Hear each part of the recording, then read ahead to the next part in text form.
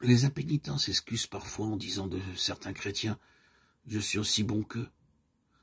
Ils ne sont pas plus désintéressés, pas plus sobres, pas plus circonspects dans leur conduite que moi. Ils aiment les plaisirs et les jouissances autant que moi. Cela se retrancher derrière les fautes d'autrui. Mais les défauts et les péchés des autres ne justifient personne, car un modèle parfait nous a été donné. L'Immaculé, Fils de Dieu. Ceux qui se plaignent de la mauvaise conduite des soi-disant chrétiens devraient, par une vie plus noble, donner eux-mêmes un meilleur exemple. Si la conception qu'ils se font d'un chrétien est si élevée, leur péché n'est-il pas d'autant plus grand? Ils connaissent le bien et ils refusent de le faire. Prenez garde de ne pas temporiser. Ne renvoyez pas le moment de délaisser vos péchés et de rechercher en Jésus la pureté du cœur. C'est précisément ici que des milliers de personnes ont commis une erreur fatale. Je n'insisterai pas sur la brièveté et l'incertitude de la vie, mais il y a un terrible danger. Danger trop peu compris. Attardez de répondre aux appels pressants du Saint-Esprit. En réalité, ce délai est une décision de vivre dans le péché. Ce n'est qu'au péril de son âme qu'on peut tolérer un péché, si petit qu'il puisse paraître.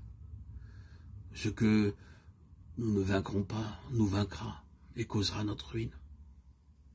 Adam et Ève se persuadèrent qu'en mangeant du fruit défendu, acte insignifiant, ils ne sauraient attirer sur eux les conséquences désastreuses annoncées par Dieu. Mais cette légère infraction était la transgression de la loi sainte et immuable de Dieu. Infraction qui sépara l'homme de son Créateur et introduisit dans le monde la mort et tout son effroyable cortège de souffrances. Dès lors, siècle après siècle, notre terre fait monter une clameur douloureuse, et la création tout entière soupire et souffre les douleurs de l'enfantement. Le ciel même a ressenti les effets de cette rébellion contre Dieu. Le calvaire est un monument du sacrifice inouï exigé pour expier la transgression de la loi divine. Ne considérons pas le péché à la légère.